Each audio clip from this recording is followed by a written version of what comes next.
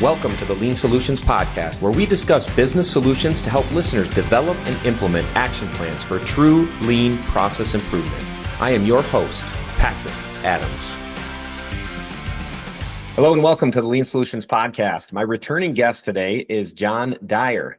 John is an author, coach, and trainer with 39 years of experience in the field of improving processes. John is the author of the book, The Facade of Excellence, Defining a New Normal of Leadership, where he examines the 4 leadership styles required to move an organization's culture to one of trust, collaboration, and teamwork. John started his career with General Electric and then worked his way up to a corporate VP of global improvement for the organization before starting his own consulting company, which he now consults for many different organizations in many different areas. But he had the opportunity to study with several leaders over his career in the continuous improvement field, such as Dr. W. Edwards Deming, Brian Joyner, and Stephen Covey. Welcome back to the show, John. Thank you, Patrick, for having me. I enjoy these podcasts with you. Yeah, absolutely. I'm super excited to have you on because we're getting very close to the Lean Solutions Summit, where you will be one of our speakers that will be leading. You'll be leading a couple different workshops, actually. I want to give a little teaser today for those that are listening in on a few of those workshops that you've been leading. And probably one of my most favorite is the Red Bead Experiment, which I've been involved with in the past. I've facilitated it myself. But you have something special that you bring to the table, and that is the fact that you actually were part of the workshop, the Red Bead Experiment, led by Dr. Deming himself. Is that correct? Yeah, early in my GE career, I got the opportunity to go into one of those dream jobs where they asked me to travel the country and collect best practices as it related to team-based improvement. So this is back before Lean was even known, or Six Sigma. TQM was just getting off the ground, total quality management. So I got the opportunity to go spend time with Dr. Deming. I actually got to go to several of his classes, and I got to see him do the Red Bead Experiment twice. And the second time, I actually wrote down every word he said. This was back before cell phones and video and all that. So in order to capture as much as I could the essence of the experiment, I wrote it all down. Actually, I found this in my bookcase. Hold it up to the camera. You can see notes and pages and pages and pages of notes of when he did it. And what I tried to capture was some of his humor too. Dr. Deming was a professor of statistics, and when I saw him, he was 90 years old, leading a 4-day class almost entirely on his own for 750 participants. Wow. And like I said, that was the second time I saw him do it. And I was like, this is a special event, and I wanted to make sure I captured it the best that I could. And I've now done the Red Bead Experiment many, many times all around the world. So, there's still a lot of learning that can be done through that. Oh, absolutely. And so I'm curious if you could, I know that during the workshop at the Lean Solutions Summit, you'll be walking through, in detail, all of the different lessons, and actually those participants will be experiencing the Red Bead Experiment as part of that with some of Dr. Deming's lessons and with some of his humor as well, which I know you share.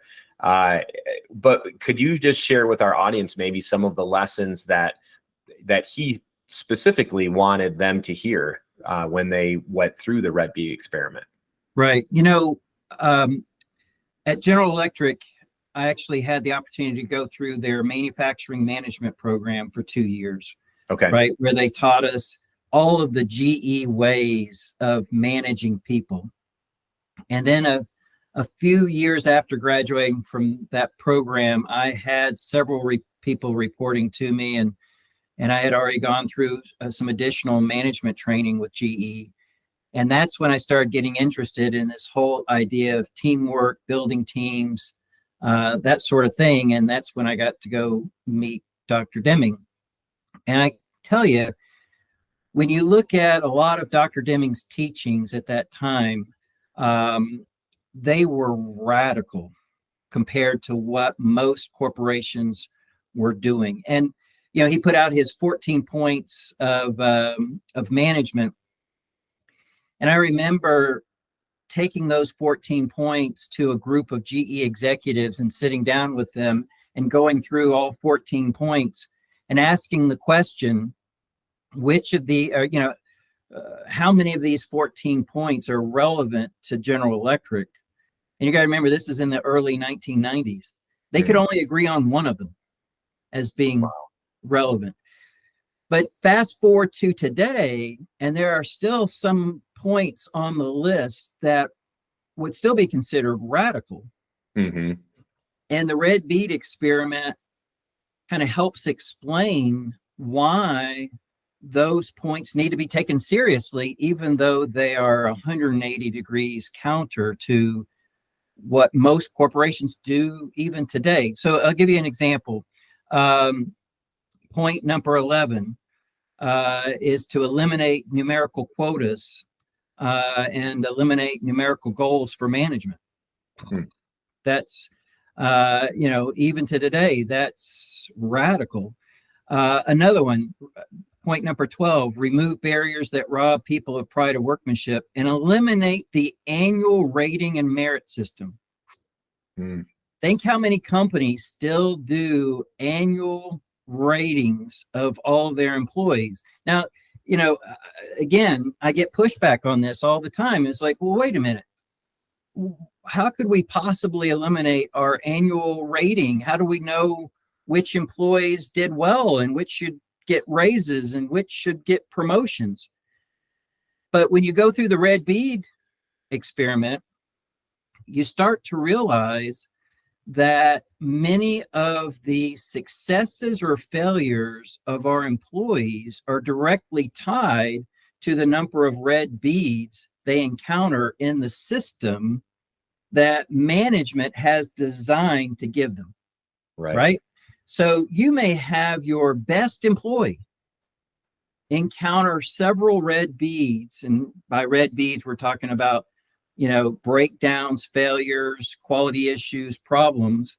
And they may, on paper, look like they're doing awful because they've encountered so many red beads just by happenstance. So in a way, you may be, really tearing down your best employee and not giving them a raise, which gets them frustrated and they may leave the company. And then you put someone new in that role and they do just as bad because there's still those red beads in the system. Right. One of my favorite quotes from Dr. Deming was, a bad system will beat a good person every time. And that's really the main focus of the red bead experiment. Right. So true.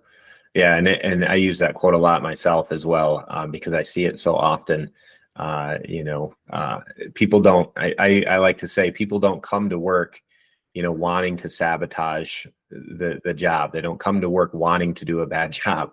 They come to work and they want to do a good job. They're trying their best to give their best at work. And it's unfortunate, but many are working in broken systems. And so as leaders, as managers, it's our job to figure out how to help them be successful. It's exactly right. And sometimes, we'll encounter those employees that are gruff and negative, and you think, man, what are they still doing here? And then you start to realize that it's because of years of being neglected, of poor communications, lack of trust, a poorly designed system. And sometimes when you really sit down with that person and ask them, what would you do different? They'll have a lot of really good ideas. And then you're like, well, why haven't you shared those? And it'll be like, oh, I've tried sharing those many, many times and no one will listen. And you're like, wow, no wonder. you're a negative person because you've been put in a position of failure versus, again, Dr. Deming talked about this a lot. How do you develop that sense of pride of workmanship?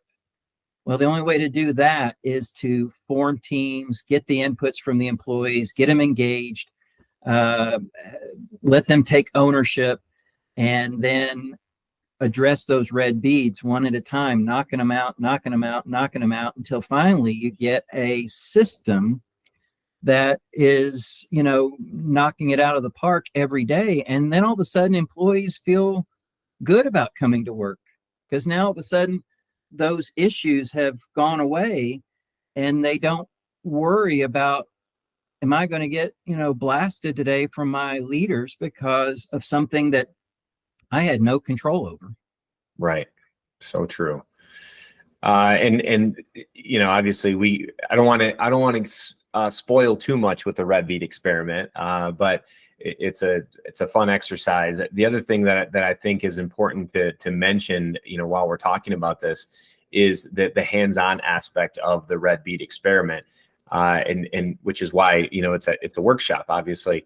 But when I was in Japan just recently, we went to a Toyota supplier, and we walked out into the manufacturing area, and they had this like glass,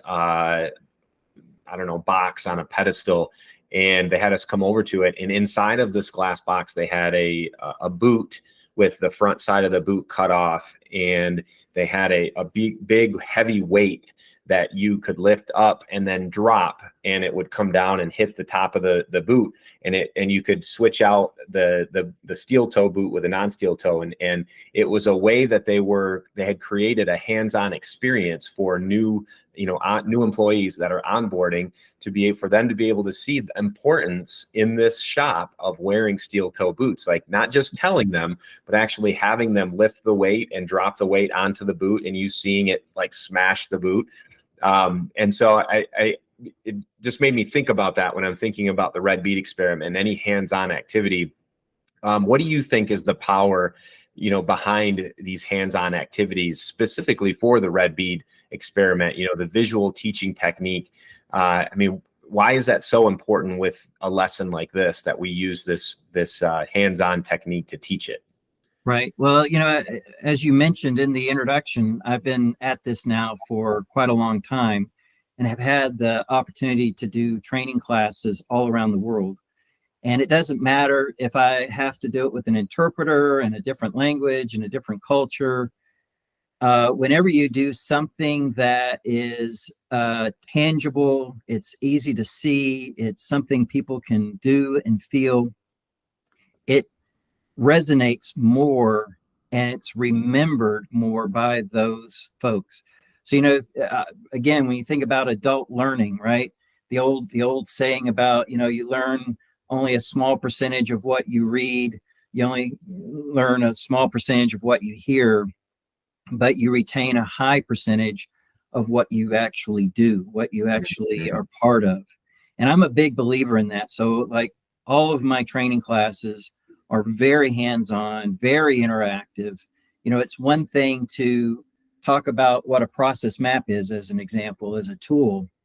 It's a whole nother thing to actually do a process map and use that to identify where opportunities for improvement are occurring. And then all of a sudden it's like, wow, that's very cool. We need to start doing more of that tool.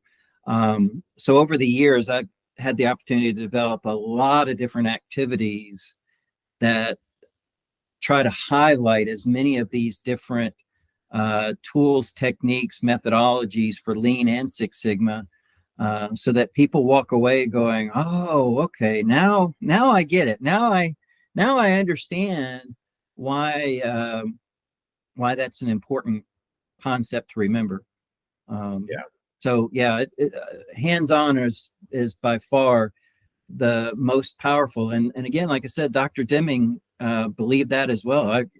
In his classes, he did several of different techniques to drive points home that were engaging. I remember one where in order to show variability, the impact of variability. He had people hold the ropes of a funnel, and they dropped balls, marbles down the funnel, and plotted it on paper where the balls hit, to show how the variability of a process can greatly decrease the ability to make good quality product. So yeah, there were, and again, those are those things. I mean, you got to think, I went through this training 35 years ago, and I still remember it like it was yesterday.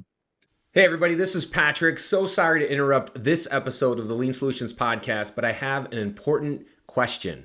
Are you tired of the old ways of doing business? Feeling overwhelmed by inefficiencies and wasted resources? It's time to transform your approach and embrace the power of lean methodology. Welcome to our revolutionary Lean Solutions Academy with courses on lean methodology. Whether you're a seasoned executive or just starting out, our courses are designed to equip you with the knowledge and skills that you need to streamline your operations and maximize your success. Our courses are packed with actionable strategies and real-world examples to help you apply lean principles to your own business. You'll learn how to optimize your workflows, reduce lead times, and deliver value to your customers more efficiently. From value stream mapping to 5S methodology, Six Sigma courses, Lean Six Sigma Yellow Belt, Lean Six Sigma Green Belt, Lean Six Sigma Black Belt, we cover all the essential tools and techniques used in Lean. You'll gain a deep understanding of waste identification, continuous improvement, and problem-solving methodologies. Our online platform allows you the flexibility to learn at your own pace from anywhere in the world. With high-quality video lessons, interactive quizzes, and downloadable resources, you'll have everything that you need to succeed. By enrolling in our Lean courses, you gain a competitive edge, increasing your operational efficiency and unlocking your business's true potential. Join the ranks of successful change agents who have embraced Lean and revolutionized their organizations. Enroll today and you'll get $100 off your first course, which practically pays for any of our e-learning courses. We want to make it so easy for you to jumpstart your Lean journey. Don't miss out on this incredible offer. Visit our website now and claim your discount at www.findleansolutions.com/academy. Now, back to the show.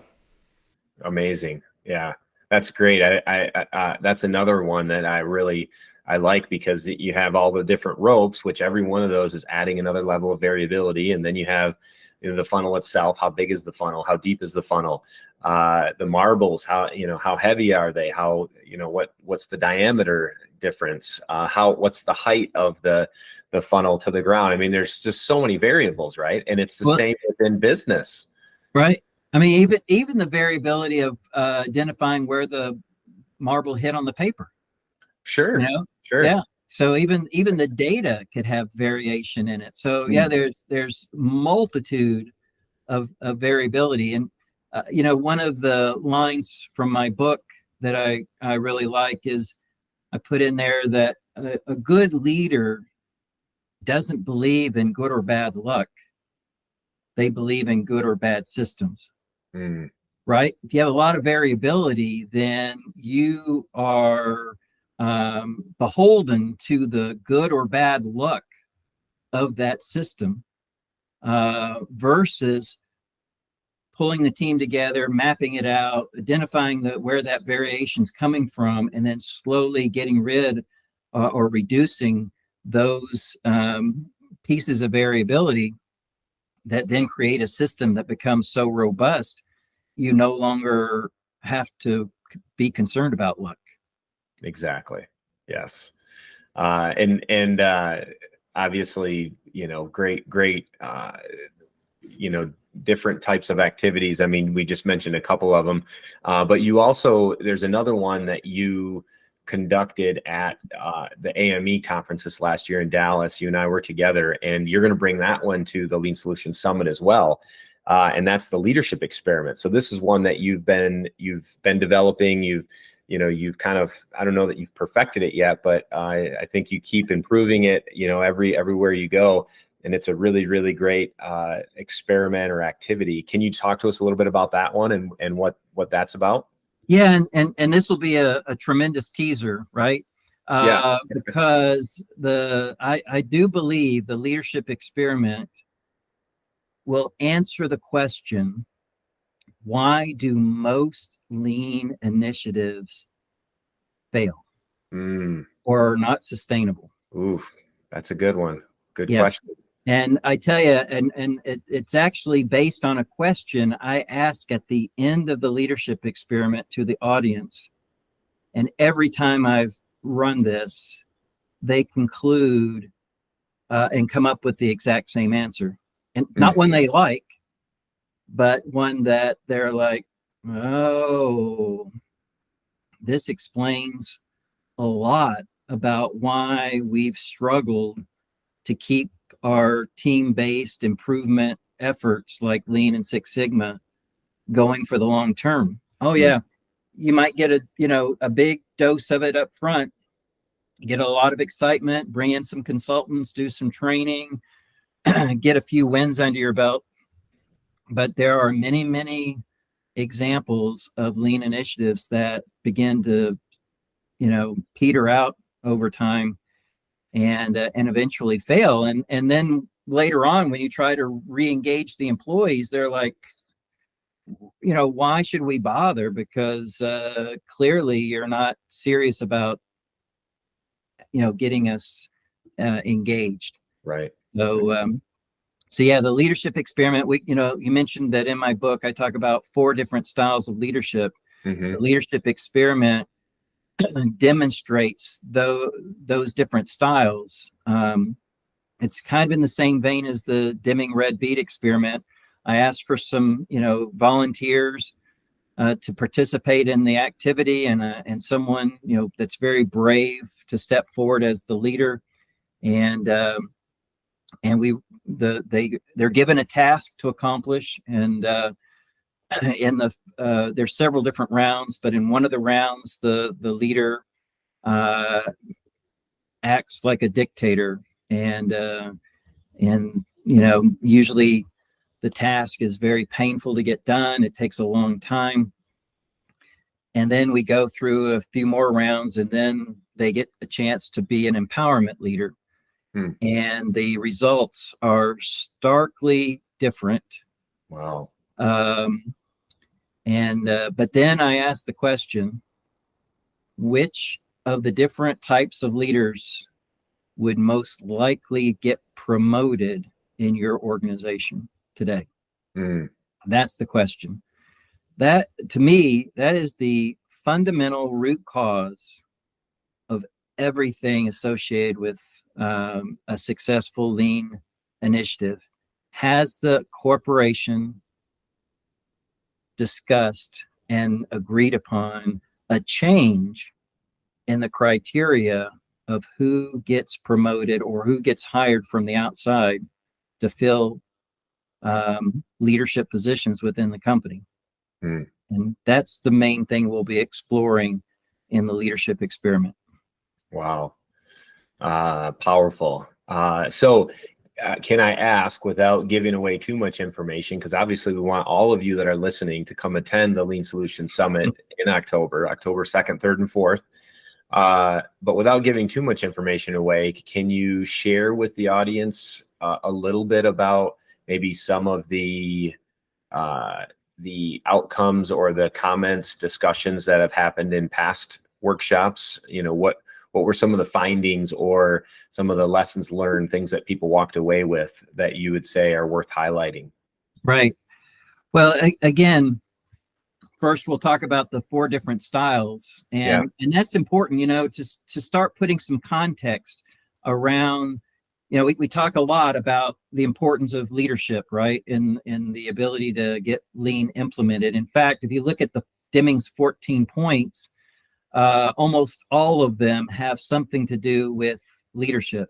So even Dr. Deming saw the importance of changing the culture, and the only way to do that is to change how leaders interact with their employees. So we'll talk about the different styles of leadership. And believe it or not, each style is appropriate at certain points in the growth of the organization. And that's another thing I think companies don't do a good job of. They want to go from 0 to 100 in a nanosecond without allowing the organization to grow and mature. And then all of a sudden it falls apart because they rushed it too much. And then they say, well, yeah, see, I told you, engaging the employees and empowering them is a waste of time. And then they go right back to the old way of doing things. So we'll talk about the natural progression that an organization needs to go through. Which of those leadership styles are most conducive to team-based improvement? And then what are the roadblocks that prevent organizations from achieving that empowerment type culture, and ultimately will lead to the failure of the lean initiative. Love it. Love it. Well, I'm excited to have you up here in Michigan, October 2nd, 3rd, and 4th. It's going to be a powerful summit with the some inaugural workshops. It's the first, right? The inaugural Lean Summit. I tell you, I'm excited to be part of the first one, because I'm telling you, this is going to get big. And, in a few years when you're, completely sold out and turning people away, I'll be able to say, I was part of the first Lean Summit in Michigan. That's right. Exactly. And not just the first, but John, for those of you that are listening in, John and I have been talking about even, what's to come in 2024, 2025. I mean, we're already starting to dream about how to make this summit even more powerful than it's going to be this year, which is going to be hard to beat because it is going to be amazing this year. We have Chris McChesney is actually opening for the summit. He'll be our opening keynote, and he is the author of 4 Disciplines of Execution. I saw him first speak at the Global Leadership Summit, which he just blew me away. And he is amazing. So, I mean, we have, 20 plus other speakers that are just amazing. And obviously, yourself and others that are leading some of the amazing workshops, some great tours. But just, again, as a teaser, throwing this out there, John and I have been talking about 2024 and how do we make the summit even better than it was in 2023. So already we're, this is how continuous improvement professionals conversate.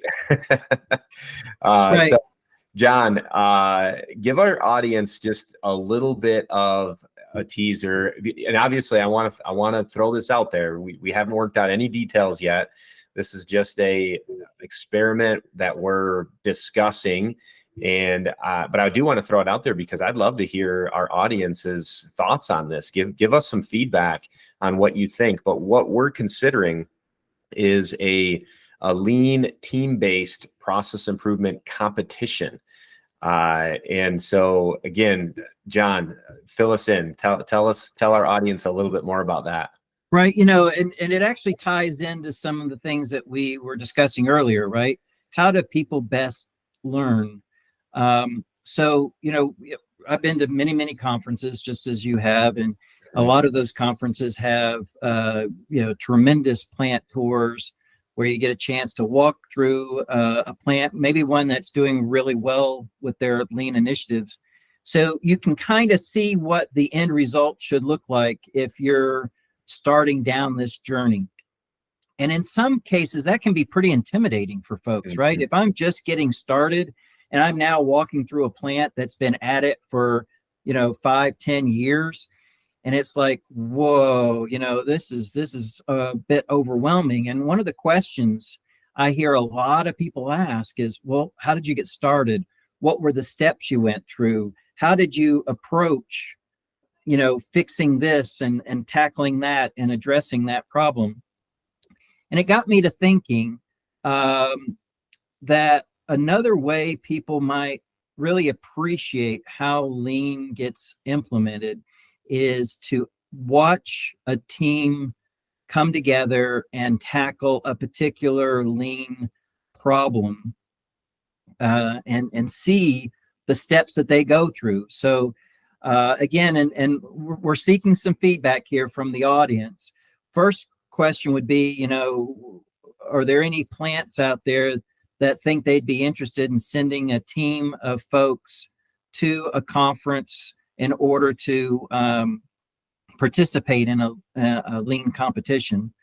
And then second is, do you see merit in having the opportunity to watch a team tackle a particular situation, almost like a mini Kaizen event, but real time in a very accelerated format, maybe, just a few hours instead of a few days, and have a competition element to it to see which team can rise above the others and use the most appropriate lean tools in the most effective way. And then actually part of the competition I'm envisioning would be to put together an assembly type process, and then we have each of the teams run that assembly process to see how well they're able to meet the needs of the customers. Can they hit the models that are needed? Can they hit the tack time that's needed? Can they do it with a minimal amount of inventory? How many examples of visual management techniques are they able to utilize? So again, we'd want to do it in a very professional way. Maybe we're putting bikes together that could be donated to a local charity, something in that kind of a vein. Right. But we're just in the idea development. We're in the plan, do, check, act. That's right. Right. So a part of plan is getting feedback from folks. What do they think? Do they think that this would be something they'd be interested in or interested in observing? And not only that, but also we want it to be valuable for anyone that's attending the summit, from any industry. So, would a manufacturing example be the best, or maybe there's a couple different examples, or how do we keep it, to where it will be valuable for all those in attendance? So again, very early in the planning stages on this, but we wanted to throw it out there, see if we could get some feedback from those of you that are listening in. And you can email our office at findleansolutions.com with any suggestions on that. We'd love to hear what your thoughts are for next year.